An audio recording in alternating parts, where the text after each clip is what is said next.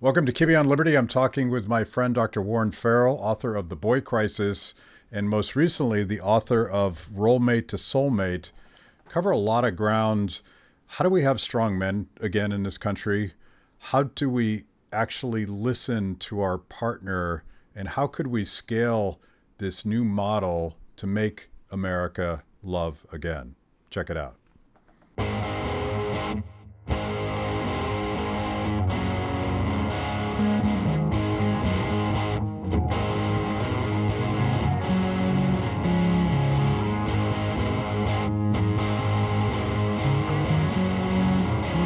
Welcome to Kibbe on Liberty.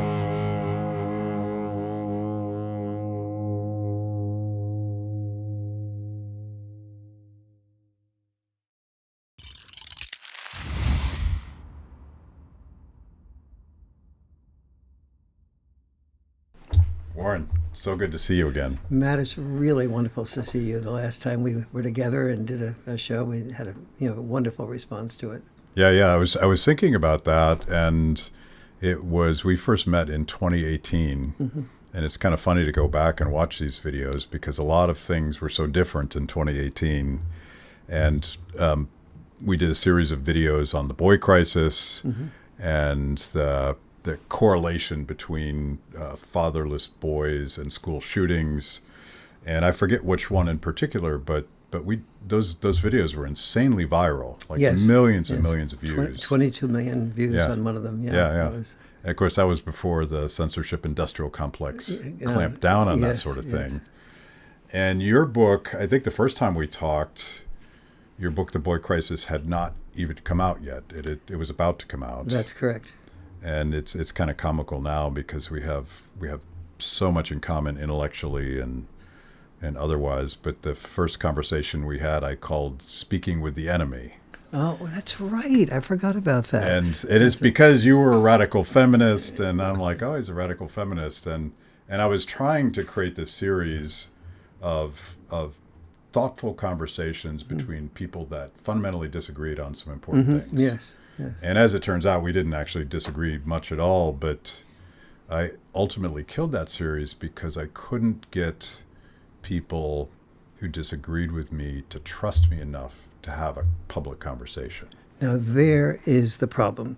I hear so many people complaining about it being a divided world, but almost no one knows how to really hear and facilitate the virtue behind what they disagree with. Every virtue taken to its extreme becomes a vice. And almost everything we disagree with starts with a virtue that we can agree with, and we have to find that virtue. So for example, we're talking about the feminism.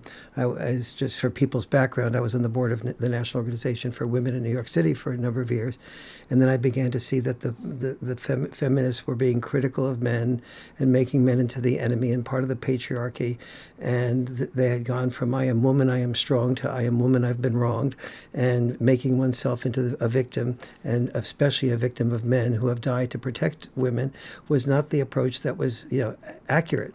And so I began to object to that, and as a result, I went from being a feminist darling to a feminist enemy. And in fact, I just came back from London, where a documentary on my life came out, and the documentary is called "The Boy Crisis: Warren Farrell Canceled."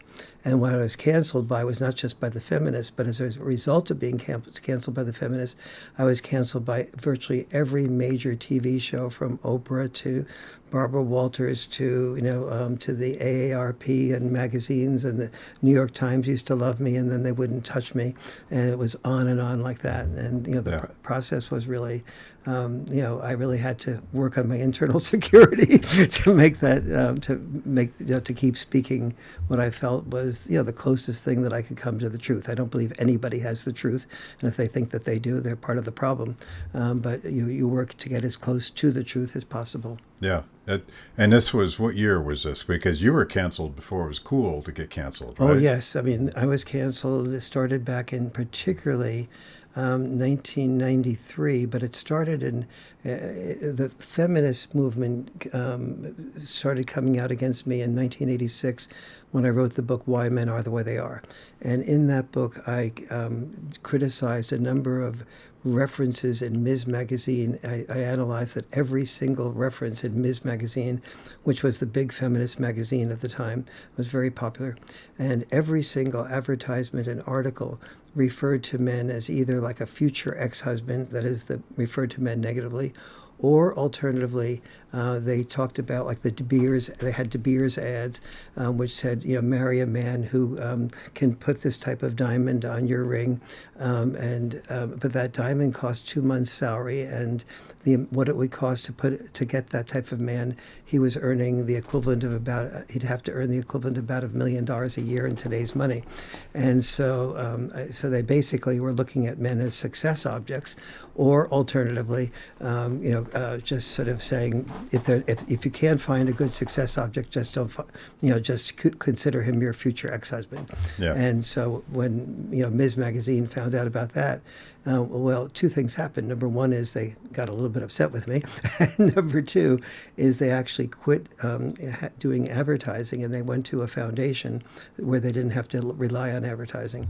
And so it had an impact in that way. But on the other hand, I didn't make friends with the feminists doing that. I want to. So that was 1986. Yeah, so 86, and I want to dig into the transformation of feminism to something that was empowering to something that was toxic and divisive. And my wife Terry and I have an argument that's not really an argument, and we'll do it on stage because I consider myself a radical feminist, and she considers herself an anti-feminist. And it's a very, very much a semantics argument because she's saying that I don't want to be pandered to. I don't want to be viewed as someone that's not capable of doing the things I want to do in my life. And she finds sort of the new feminism to be very patronizing. Oh, you're a victim. You're not capable. Yes.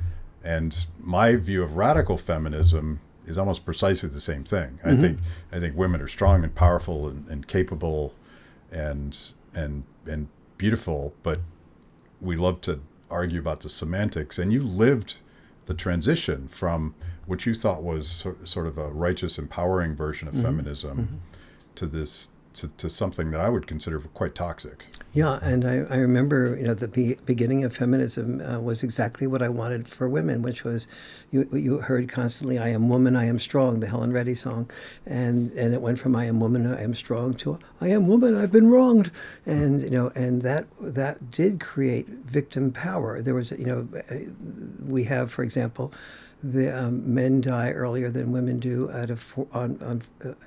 in 14 out of 15 of the leading causes of death.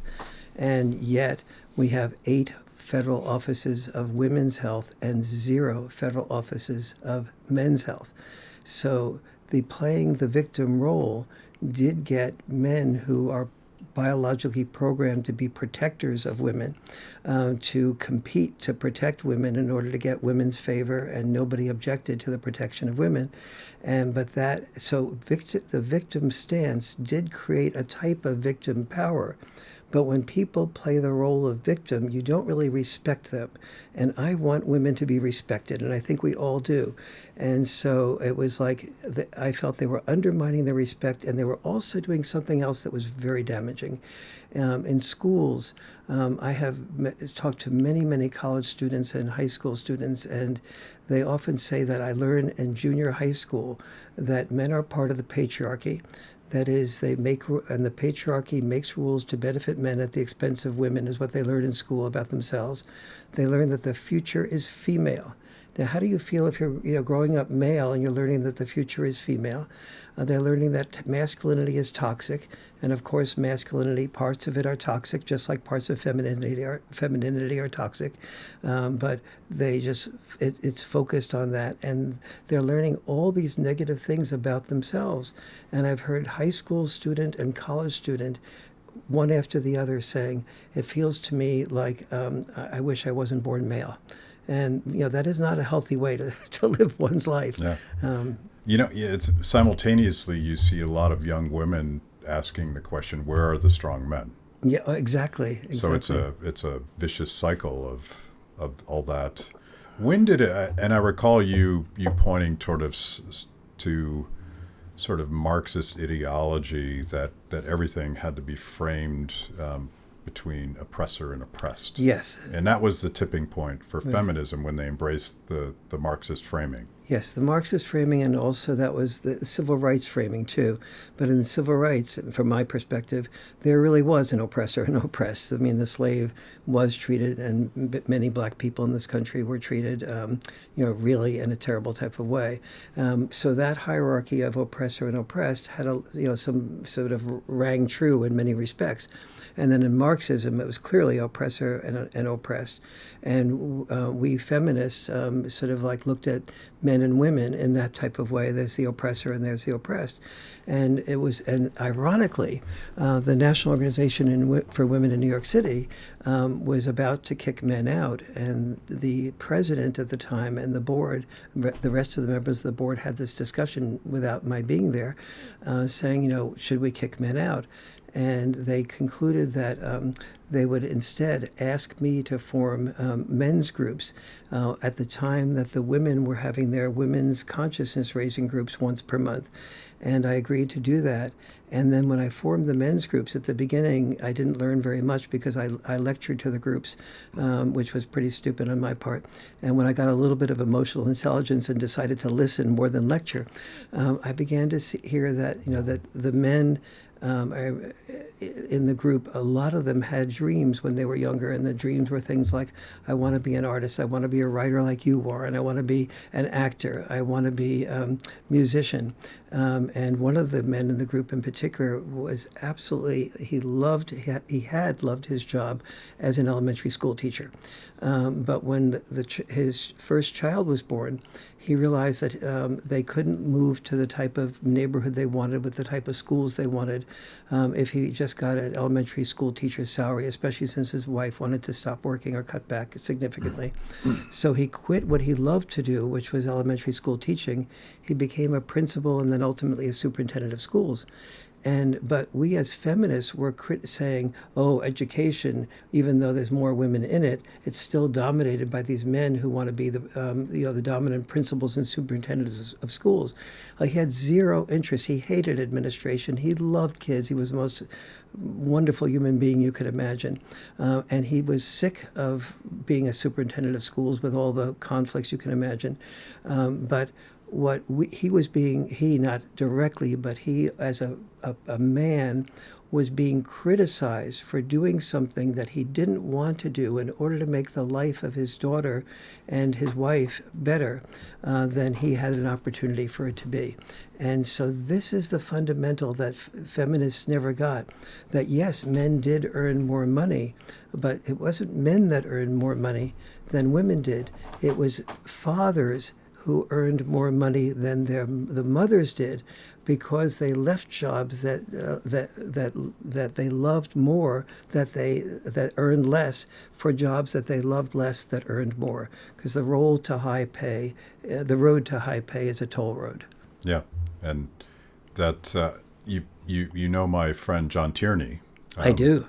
Used to be with the New York Times. I feel like he was sort of semi-canceled, not as perhaps dramatically He was as you. Basically canceled, yes. Yeah. I think you're absolutely right, as it was Barry Weiss. Yeah. And fortunately, and John was married to a woman I used to go out with, Helen Fisher. He was my favorite writer on the New York Times. But he was talking about some of the institutional consequences of this shift in thinking about men and women that you lived in the middle of.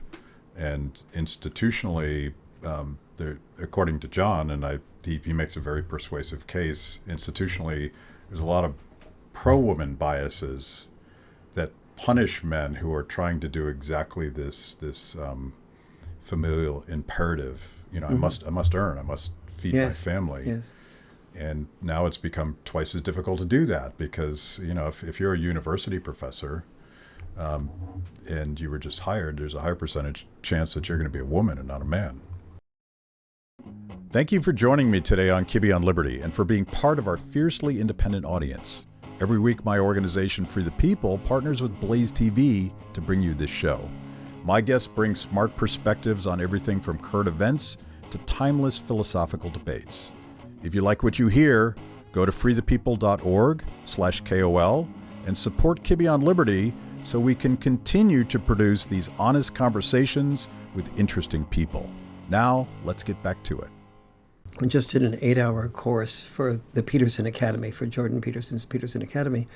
And a number of people that watched it said, one of the things I said during the course is people were saying, well, why don't we hear this perspective on the boy crisis?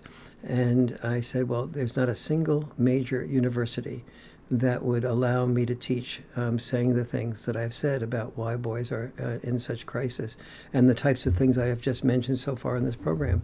I would literally not be allowed to say at any major university. I'm not saying I couldn't get away with it at some community college somewhere, but Stanford, Harvard, Princeton, Yale, who all of whom sought after me when I was younger and was in the feminist mode, but not now. You were not. Have you ever taught at university? Yes, I taught at. I was a resident scholar at Yale for a while, and then I taught at Georgetown American University when my former wife was a White House fellow, and then I taught at Rutgers University for a while and Brooklyn College. But that was all when I was in feminist years. Yeah, because I immediately when I hear about the hostility of universities, I think of Brett Weinstein, who was also just on my show, the former progressive who had the audacity at Evergreen University to suggest that segregating the students based on race was a really bad idea. And again, oppressor versus oppressed, they've turned race into some sort of oppressed class that doesn't have responsibility for their own success in life. Very dangerous. Plus the way that you get to love someone, to know them, to understand them, to have compassion for them, is to be with them. Yeah. Not to be separated from them. Because when you're separated from people, it's very easy to think of that other group as the other, and to have stereotypes that may be accurate as a stereotype on percentage basis, but do not account for the exceptions to the rule, and therefore seeing somebody as a real human being. How do I want to revisit the boy crisis for people that don't know the book, but this question of how we stop othering each other. Mm-hmm. How do we listen to each other? Because I spend too much time on social media, and it's I could give you the optimistic version of social media, which I think is very important, but at the same time, we're treating everybody in the more anonymous social media platforms. Mm-hmm. We're treating people in ways that we never would if we were sitting here having a conversation. Yes. How do you break that down? Because I think for all of the power of technology, we still have to gather. Mm-hmm. Like we still have to look the enemy in the eye. Yes. And say, why do we disagree so much? Absolutely. And you can see this, Thanksgiving will be coming along soon, and we're going to be getting together with our families, and the chances are fairly good that somebody in our family has beliefs that are exactly the opposite of ours. And so the work I've been doing for the past 30 years that led to the Role Mate to Soulmate book, really, this is the core of that. I said to myself, okay, if there's a boy crisis, the boy crisis usually happens after there's divorces and there's a lack of father involvement after divorces. That's the number one out of about 10 causes of the boy crisis is boys that grew up what I call not fatherless, because there's no such thing as a fatherless person, but rather dad deprived. And then from those dad deprived people, why did they were usually products of divorce. And so then take a look back at that. Well, why was there a divorce? And the single biggest causes of divorce is our biological propensity to respond defensively to personal criticism. So, and every workshop on relationships and dealt with this issue, and everybody advised, John Gottman and other people all said, you shouldn't, it's important to not be defensive in response to personal criticism. But what I looked at more closely, and John Gottman and others also agreed with this, they said is that wisdom of not being defensive in response to personal criticism was very much accepted by everybody in the workshop. Then they went home from the workshop. The first criticism appeared and that wisdom disappeared. And so I said to myself, okay, what is that about that makes it so fundamental? And what I felt it was about was, historically speaking, when we heard criticism, it was a potential enemy. Therefore, it was functional for survival to kill the enemy before the enemy killed us, or at least to defend oneself against the enemy. And so that was functional for survival. It's just terrible for love. And so I said, okay, if this goes back that far, what we're really talking about is requiring an evolutionary shift. And an evolutionary shift does not happen easily, obviously. So eventually I was able, this is about 30 years ago, I eventually started to figure out a way that I could have a couple have what I call a caring and sharing practice, where once a week they set aside 2 hours. Most of those 2 hours is spent learning the art and discipline of appreciating each other. But a part of those 2 hours is spent with them being able to prepare themselves to hear just one of their partner's criticisms or concerns. And before they do that, they do, let's say you're my brother and we have, I think that Dad brought you up privilege and me, et cetera, et cetera. And so before I heard your criticism of me as always being the one that Dad focused on, let's say, I would alter my natural biological self through doing 6 mindsets. So one mindset might be, let's say you're doing this husband and wife, and the man or the woman about to hear the criticism would say, if I hear everything you say, without, even if I feel it's completely distorted or even a lie, but if I nevertheless make a safe space for you to say that, and then I let you know, and so that you're not walking on eggshells, you will feel more loved by me, more secure with me, and therefore you'll have more love for me. So now I'm doing it, the first step of a 6-step evolutionary shift. Rather than responding to criticism with the opportunity to be defensive and how can I chop that apart, saying, wait a minute, if I first hear everything my wife is saying or my husband is saying, and I make it a secure space for that, they'll love me more. So now I'm getting them to associate not with being killed or the enemy, but rather with the opportunity to be more deeply loved.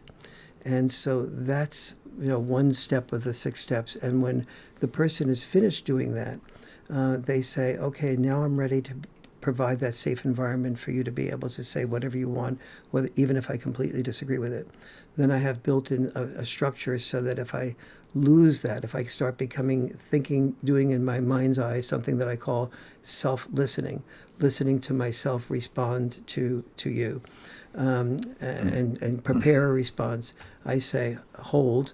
And so then I center myself back into the meditation or the mindset that is most effective for me to be able to fully listen to you completely again.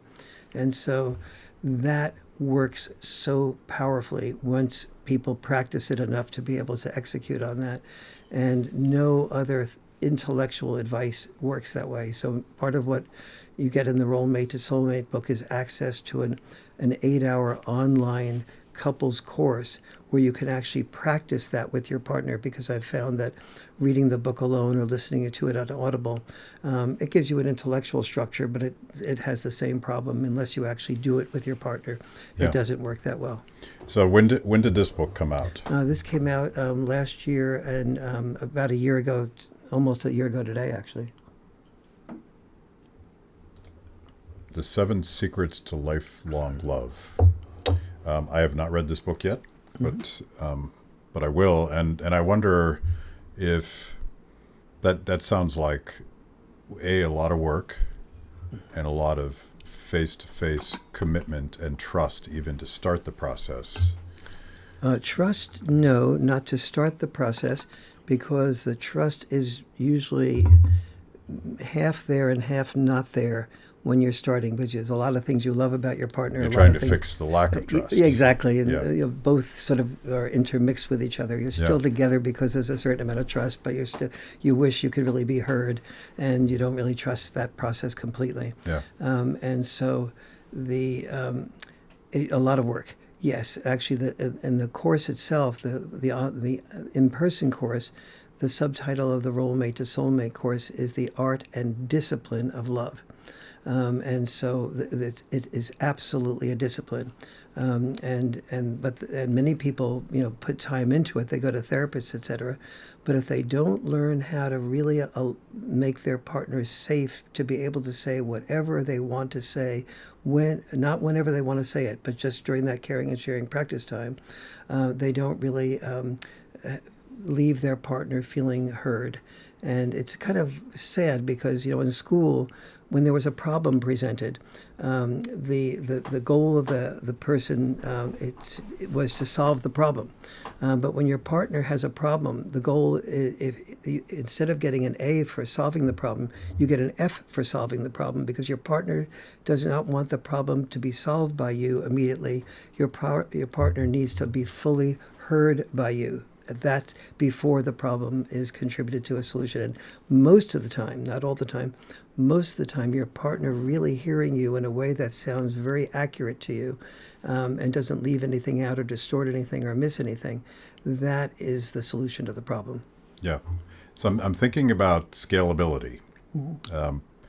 And I'm reminded of a project that we at Free People did a long time ago, and it was called the Deadly Isms, but it wasn't really just about communism and socialism and authoritarianism and fascism.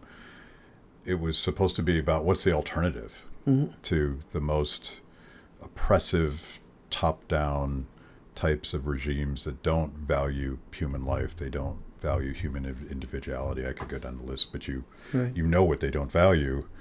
And we took the left-right spectrum and we flipped it on its head. And all the deadly isms were on the bottom, but at some point you got away from any sort of ism and you got to what I would call fundamental human values. Yes. Things we all cherish. Yes.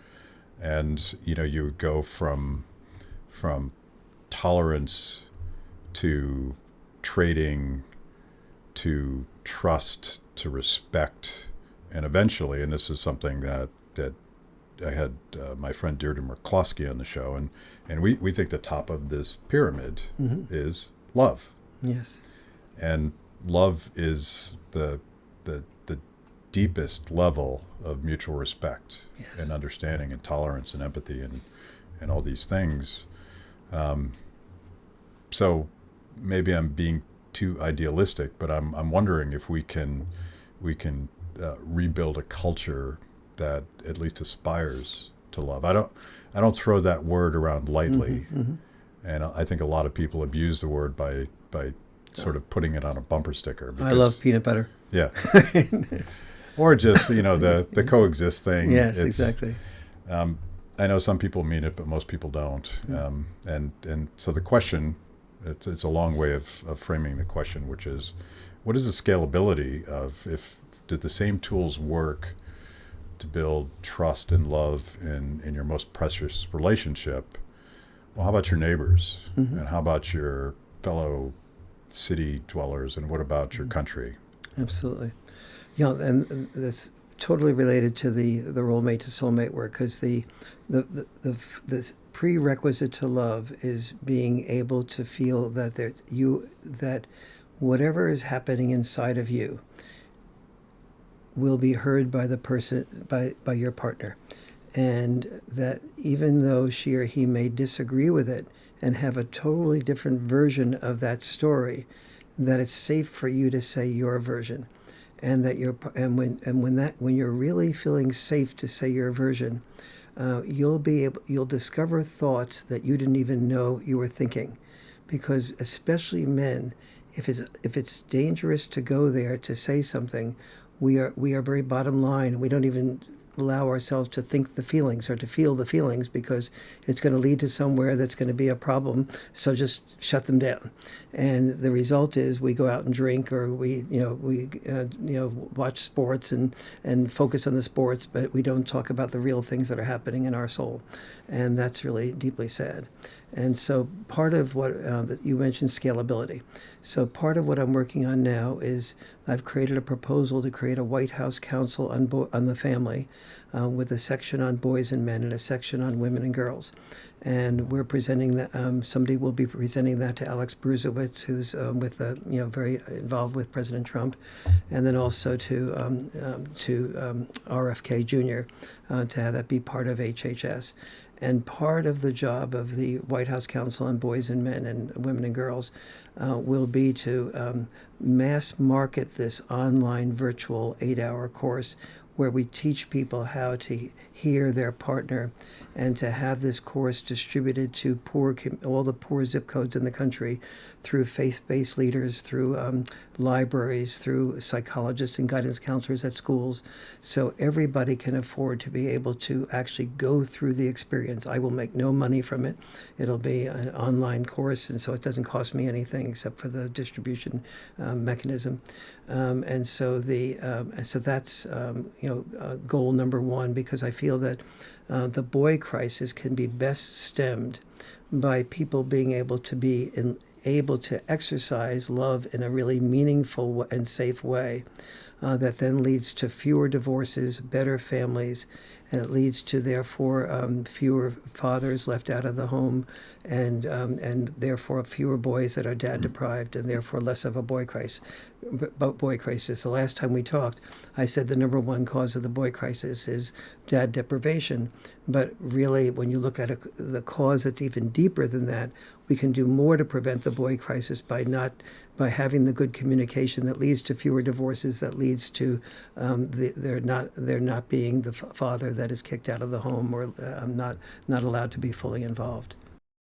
If you've made it this far into the show, it means I must be doing something right.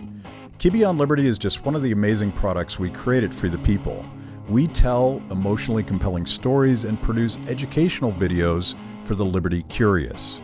Our award-winning documentaries personalize all things liberty, independence, creativity, hard work, integrity, and perseverance. After the show, check out our work at freethepeople.org. And if you like what you see, donate to support what we do. That's freethepeople.org. Now back to the show. It's funny how radical it feels to say that fathers matter. It's funny, 100 years... I laugh at myself because it sounds ridiculous to think that's a radical statement. Yes, it used to be in the 1800s that when there was a divorce, it was accepted that the father would be with the children and that the mother would not be. And so now we're having to fight for the father to be equally involved. Now, many judges will agree that it's best to have both families and both mother and father involved about equally after divorce. But if the mother says that he's a bad father, or I'm in love with another person and I want to move away, the judge will often say, well, I want her to have that opportunity to do that without any understanding of how of what I call in the Boy Crisis book. I outline what I call the 4 must-dos after divorce. And if we want our children to have almost as good of an option of being equally, being healthy in their growth as they would if they were in an intact family, four must-dos are: number 1, about an equal amount of time with father and mother. Number 2, that the dad and mom don't live more than 20 minutes drive time from each other, so that the children don't resent the parents' home that they're going to because they have to give up the birthday party of their best friend or their soccer practice. Number 3 is that the children aren't able to detect any bad mouthing from mom to dad or dad to mom. And number 4, and that's really an important one, and number 4 is that there's that the couple go to couples communication counseling at least once every 3 or 4 weeks, not just when there's an emergency, because when there's an emergency you usually fight with a short time period for your perspective. But when there's not an emergency, you can begin to have the time to hear your partner's perspective. So you've touched on several of these, but what are the consequences? So we've talked about where the boy crisis came from. Yes. But what are the consequences for civil society? Obviously, the family is broken, but build it out. Yes. Well, Jerome Powell put his fingers on one of them on 60 Minutes about 2018, and he said that one of the consequences, he said that the second biggest threat to our economic security is the problems that boys are going through. Because boys are crucial to being able to build a strong society, to be able to build a strong economy. They're the ones much more likely to go to war. In the United States, they're the only ones that are required to register for the draft at age 18.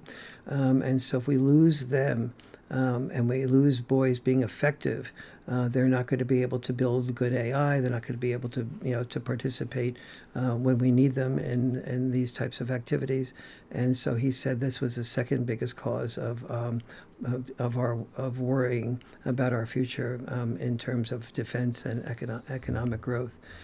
The boys not being involved, they're more likely to be not just the school shooters, but 93% of your prisoners are males, and most of those males. When I ran for governor of California some years ago, as you know, and I spoke to a number of prison populations, and I asked them to raise their hand if they had an active, involved father. And usually about 9 or 10% raised their hand. Now, assuming that a few percent weren't paying attention to me, then we could, maybe it's 12, 14% that did not have significant father involvement. And so that's the people who are our homeless population. Is very high percentage of lack of father involvement. The people who commit suicide, lack of father involvement is the single biggest predictor of suicide. And people don't realize, and then as you grow up, that really doesn't change. Men who don't have father involvement oftentimes don't have as good social, emotional skills. And so if they do have a wife and they're older, when men and women are 85 years of age, men are 1,750% more likely to commit suicide than their female counterparts at 85 years of age. And so the loneliness, when we're talking about, we're demonizing men as we've been, it often leads to men feeling lonely and not cared for. We don't have, I mentioned before that we have 8 federal offices of women's health and 0 federal offices of men's health. And that's true in most states and in many counties throughout the country. And so not only do we not encourage men to seek help emotionally, but if they were to seek help emotionally, we don't have but a tenth of, probably 1/1000th of the resources for men. And who needs those resources the most? Men, because men don't learn to express their feelings and to and go for psychological help. And so when men and women, for example, are in custody battles, men are 8 times more likely during custody battles to commit suicide than their wife is, or their former wife is, or their future ex-wife is. And so you get some understanding of the need for that, and when you're being told you're toxic and there's no empathy for you, and psychologists are mostly females, and the small percentage of males, a high percentage of them are gay, and so the average heterosexual male oftentimes doesn't find somebody that identifies with him as much. And so all these things are part of what a White House Council on Boys and Men will be working on if we are able to get that through. So obviously I can see where the message that you are conveying there is pretty attractive to conservatives who believe in strong families and sort of obvious audience for you. I would argue similarly libertarians for a slightly different reason. I think libertarians are never looking to government to solve our problems. Yes. They're always looking for civil society and institutional structures, starting with the most basic building block is the family. Yes. And relationships between men and women. And so I think, maybe not as intuitive as conservatives, but I think libertarians fundamentally understand the importance of problem solving from the bottom up instead of the top down. I would have 3 answers to that. Yes, yes, and yes. Meaning that if you're learning how to hear your partner without building up defenses while they're talking, That's the single biggest. Now, there's a number of other things here. The subtitle of this book is the 7, secrets to lifelong love. But just working from that one secret, which ties into knowing how to create a conflict-free zone during the rest of the week. So when you have that conflict-free zone combined with that caring and sharing time, you have people that really love each other, and two things are happening. Not only are they likely to stay together and build a strong family, but they're also modeling good communication skills that get taken on by their children to the next generation. And so you're building the single most important building block for a libertarian society, which is the strong family, strong pathway to love, and people not just theoretically believing in that, which everybody believes in love, but almost nobody really knows how to exercise it in the way that their partner would ideally love. And that's what motivated me for 30 years to work on what became the Role Mate to Soulmate. You learn it from your parents. You learn it from your parents, and usually you learn it badly from your parents. So when I ask people in my workshop, how many of you communicate better than your parents do? And everybody raises their hand, even though a number of them are there for communication problems. Yeah. And then I said, well, which generation has more divorces, your grandparents or us? Well, us. So does this mean that good communication creates divorces? No, what it means is that that our expectations have increased. It used to be our grandparents, the only thing that they learned is, for better or for worse, and that meant, if you had domestic violence or you had other things, you stayed into that relationship for better and for worse. Now, if somebody is a victim of domestic violence or participant in domestic violence, your best girlfriends or boyfriends, man friends will say something like, you better get out of that relationship. And so what's happened there? Our expectations for a good relationship have gotten higher. A lot of people say, well, I want unconditional love. No, you don't. You don't want unconditional love. You want much more conditional love than your grandparents had the freedom to have. Why? Because your grandparents were focused on survival. They weren't focused on the ideal relationship and listening really well and being heard real well. That was really that was outside of the reach of their expectation. And as a result of that, they stayed together because they knew that to survive, they had to stay together, not just to survive, but to have the respect of their neighbors and their friends and the church and their family. They just had no option. Yeah, I want to dig into this phrase conditional love because I'm thinking about you had a very strong relationship with Nathaniel Brandon. Yes.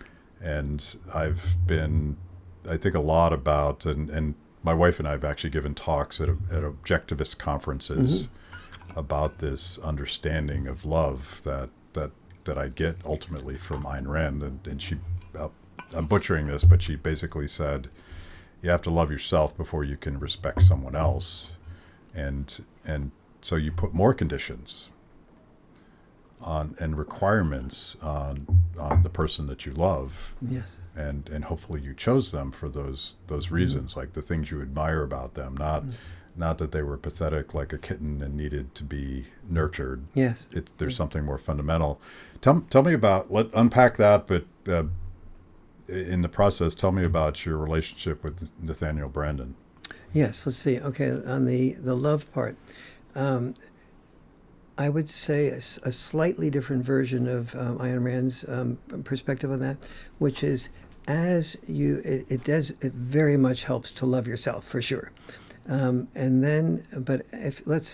all love ourselves with less security than we would like to. That is, we seek respect. Well, when we seek respect, that's a little bit because we don't love ourselves enough to have to be without that respect. And so when we're married to our partner, we're all incomplete in that love of ourselves. But as we listen to our partner and our partner really feels heard by us, and we see that we can really trust our partner to hear us and we can hear them, we begin to love ourselves more. And so so in that process. So it's not a before or after. It's an it's an interactive type of phenomenon. Yeah. And that's really one of the great values. We're all incomplete in our love of ourselves. We have, a number of hormones that go through us that that are dependent on, from the dopamine to oxytocin to so on, that and serotonin, that are all, we're all seeking to make ourselves happy by stimulating those, and so that's less than. She perfect. was, if her biggest sin, if you will, was. She was very black and white. Yes. And I love to, my joke, which is not a joke, is that I'm sort of half Ayn Rand in terms of my intellectual parenting, and I'm half Jerry Garcia or Frederick Hayek, because I think, as you said earlier, like, figuring out truth is a process. Yes. And you have to have a fundamental humility about it. And it's really important to never say to yourself or out loud, I have the truth. There's so much complexity to almost every issue that keeping your mind open to other dimensions of what we already think is one of the important pathways to peace and to love. Yeah. At Kibbe on Liberty, freedom is a lifestyle 24/7, something you live and breathe and wear every day. If that describes you, you need the very best Liberty swag in the market today, just like this shirt I happen to be wearing. Go to freethepeople.org/KOL and check out our exciting merch. You too can love Liberty and look cool. How did you meet Nathaniel Branden? So I'm dorking out as I met him when I was young, and I met him just maybe a year before he passed away. And he, of course, was the most famous associate of Ayn Rand early on in his career. But tell me a little bit about him and your relationship with him. Yes, I submitted the book "Why Men Are the Way They Are" to him, not knowing who he was. Knowing who he was as reputation-wise, but not knowing him personally. And this is 1980-ish? 1986. Okay. And he read it enough to give it a quote and liked it. But then he said to me, I just read your book for real. And it is, he was just filled with praise for it. He said, can I invite you over and meet you? And this is when he was married to a woman named Devers Branden. And so we got together at Lake Arrowhead and met. And then we just took to liking each other. And then they moved to Los Angeles to I think it was Beverly Hills, I spent most Thanksgivings with Tony Robbins in part and Nathaniel Branden in part, and so we just liked each other very, very much. Yeah. Now he was too intellectual for my wife, who was not in that type of intellectual mode. Yeah. She respected him, and he and I just sort of hit it off very much, as he would always. He had a real respect for me, and I had a real respect for him, and we just plowed into each other's thinking on things. And he was very much a believer in what I was coming to believe in at that point in time, which was that the feminist movement had really gone too far, and that the demonizing of men was not healthy for anybody, and that the family was really important. And the family is really the one of the single. You have a strong family, and you have faith, you're going to have much less need for government.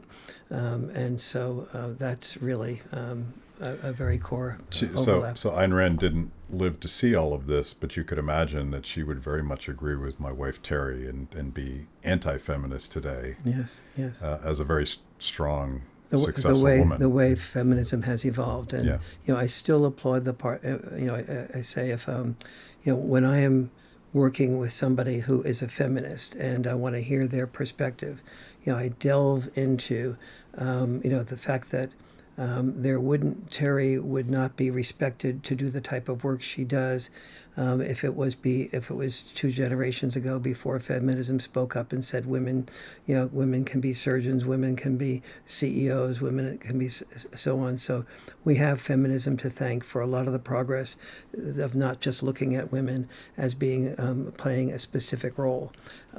And that can coexist and must coexist with respecting anybody who plays the role of raising children.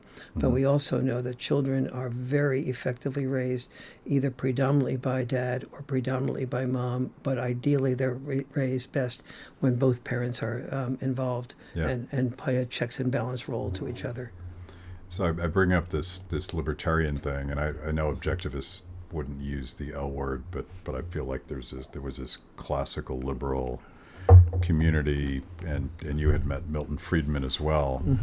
And I don't know if you've noticed, but today on social media, a lot of traditional conservatives, they call them tradcons, and they spend a lot of time trashing libertarians because they claim that somehow that economic liberation of women, their ability to go into the job market, is the root cause of the broken family. And I feel like you're debunking that. I am debunking that. There's a number of, we now have, when I did the research for the boy crisis, it was already apparent that children raised predominantly by dads do slightly better than children raised predominantly by moms. Now that's big caution in that note there. Children raised predominantly by dads are far more self-selected because the expectation is the raising of children by moms, which means that that's less self-selected. So this does not mean that men are better as parents than mothers are. We don't have the evidence for that.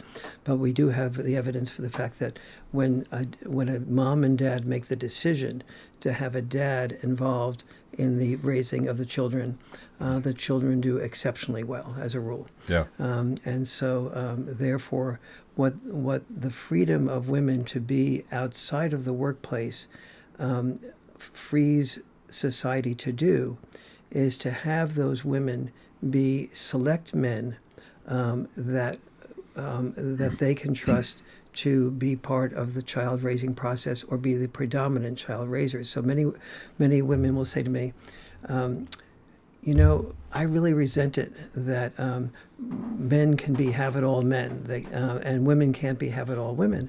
And I say that's not accurate.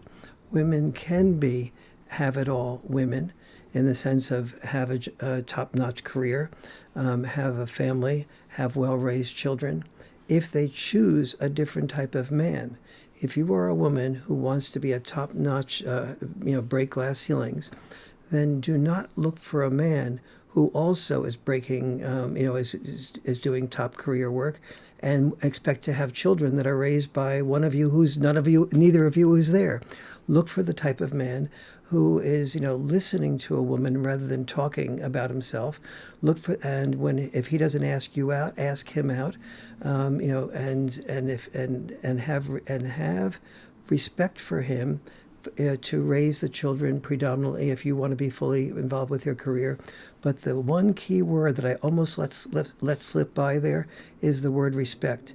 Marriages between women who are top-notch career people and men who take care of the children do not survive if the woman does not respect the father in that father's role and wants him to really be working on something else as a side project, which he will become super successful like she is.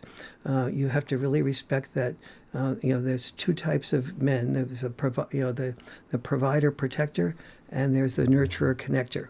And and of course, a lot of people are a mixture of both. But you must have a man if you want that type of career and have it all woman.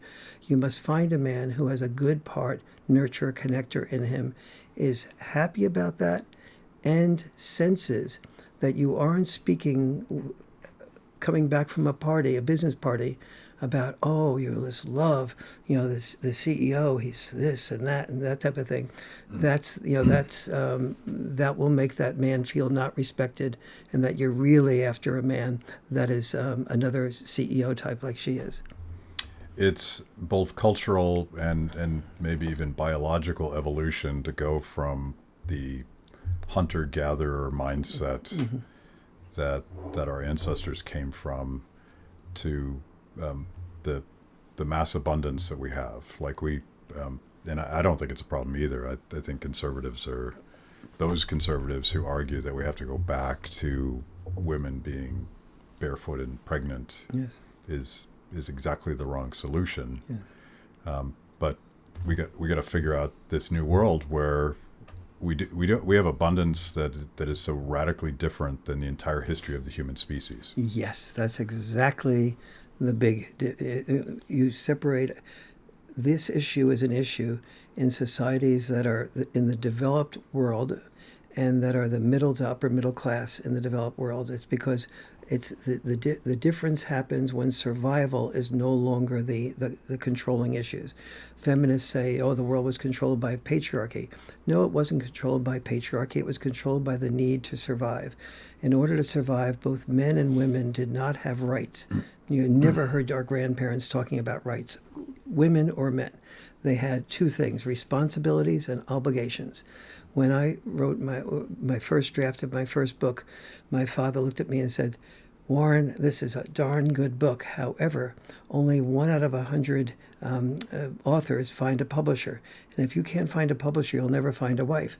And he felt the obligation, his obligation was to make sure I didn't go into something artsy-fartsy or, something that almost nobody could make a living from. And then if you made a living, and after my first book did very well, he said, that's just one book, Warren. The next book will probably fail. Most artists, go through ups and downs, and you won't be able to support a family of, on that type of ups and downs. He wanted security. Now he was born in 1910, and so he'd been through two world wars and a depression by the time he was 35. And from his perspective, he saw people that didn't have that type of fundamental focus, men especially, on earning money. He saw them commit suicide because they were so ashamed of themselves. Yeah. I think about the tell me if you buy into this. There is a crisis in purpose, and maybe this is something that Jordan Peterson would say, that we no longer have to worry about whether or not there's food on the table. And obviously people do, but I'm saying generally speaking, we don't wonder where we're going to sleep tonight. We don't wonder whether or not I'm going to be able to feed my kids. And that defined your father's life. Exactly. That's what he did. Right. So that gave him purpose, that gave him meaning. Right. And I do think there's a crisis in meaning now because, you're not going to get meaning out of scoring the new version of the iPad, right? Mm-hmm. That's not meaning. That's just another acquisition in a world flooded with stuff. How do we help young people, both boys and girls, solve this crisis in meaning? I think that first they really do need to understand that this is not a world that was controlled by men who wanted to put women down. This was a world that historically, where men died so women could live. The subtitle of the Myth of Male Power book is Why Men Are the Disposable Sex. Historically, our purpose was to be willing to die in war, or to take hazardous jobs and die in the workplace, or to work ourselves up a corporate ladder until we were no longer a human being. We were basically a human doing. And so we never looked at men defined their purpose as not really being people in touch with their feelings, people who had complex motives and so on. So we never learned to respect men in terms of their emotional intelligence, because it wasn't functional for men to be emotional intelligent. Let's say a man was in the armed services, and there was a sergeant, and the sergeant was making anti-Semitic comments. And the man said, excuse me, Sergeant, sir, but I'm a Jewish person, and I felt that those comments were really anti-Semitic. And the sergeant's response would be, oh, isn't that sweet? Listen, everybody, little Jew here says that this is anti-Semitic. Little Jew, why don't you do 20 push-ups? And if and the Jewish man learned that it wasn't functional for him to get in touch with his feelings. And what the sergeant was doing was basically saying, we can't run a war machine with squeaky wheels. We have to run a war machine where you don't have feelings, where you just go out and do what you need to do, including die. And so was that toxic masculinity? That sure was. To have your feelings repressed is not healthy. But was it because men wanted power and privilege? No, it was the exact opposite of male privilege. It was male obligation to be willing to die so women and children could live and we wouldn't have to speak German under Hitler. And so we were willing to die for that. In the Battle of the Somme in World War I, SOMME, 1 million people were killed or injured in one battle. And so this is the type of understanding of male sacrifice and male disposability that has not been honored by feminists. I've never heard of a feminist saying we really need to sort of pray with thanks for the men who have died so we can live. We need to pray with thanks for the men who worked themselves up a career ladder without ever thinking of who they were as people, but rather who they were as human doings, so that we had the opportunity to take fulfilling jobs. We had the opportunity to raise our children if we wanted to. And so there's been no gratitude among feminists toward men. And that lack of gratitude has sunk into the culture to such a degree that when on TikTok recently, there was a comment saying that men commit suicide 4 times as often as women do. And the response of somebody there was the rate should be higher and for men committing suicide. And 7,000 people liked that with a heart. Yeah.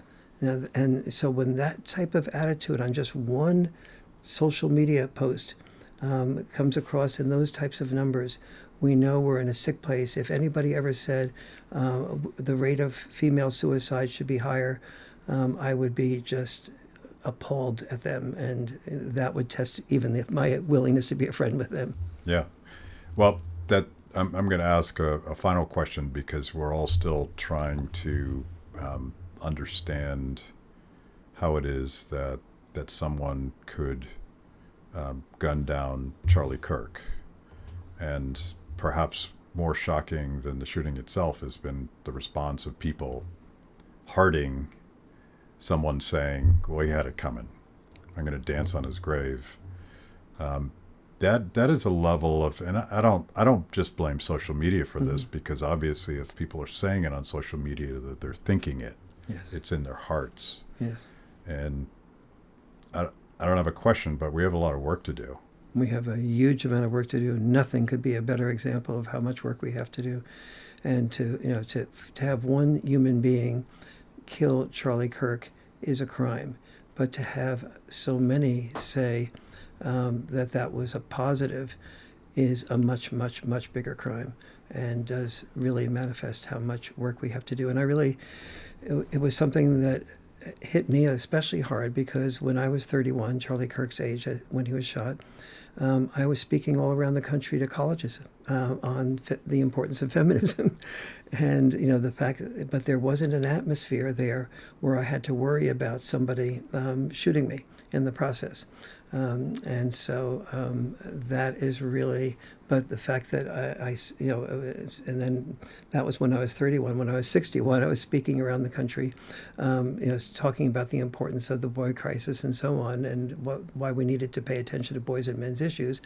And then that's when I experienced cancel culture, and I was shut down in a much more cruel way. I think I mentioned to you before we were talking that a documentary on my life just came out, and it was shown in London, which I just came back from a couple of days ago.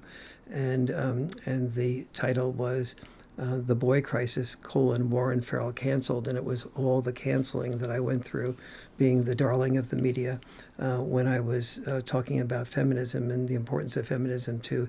As soon as I said boys and men also have problems, and they're getting out of hand, the media that supported me just shut me down completely and cruelly. Yeah. And it was really it was a shock to me, to be honest. I saw everyone should follow you on X, and I assume these might be excerpts from the movie, but I watched some of the clips of you. You're probably on Oprah or something like that. Yes. And just the visceral anger against you. And I'm sure the show was kind of set up that way so that they would find a particularly hostile female person to shut you down. Can people watch that movie yet? Is it available, or is it still? The movie is not. No, that's some distributors. It's Daily Wire is looking at it carefully. BBC is looking at it carefully. A couple of distributors are looking at it carefully. So I don't know if it will be available. But if you have contacts with Daily Wire, encourage them because I think it's something that people will really get a lot out of, particularly in this cancel culture world. Send me a screener, and I'll try to figure out who I might encourage, because I might have some other ideas as well. That is a great idea, yes. Yeah. We'll do that.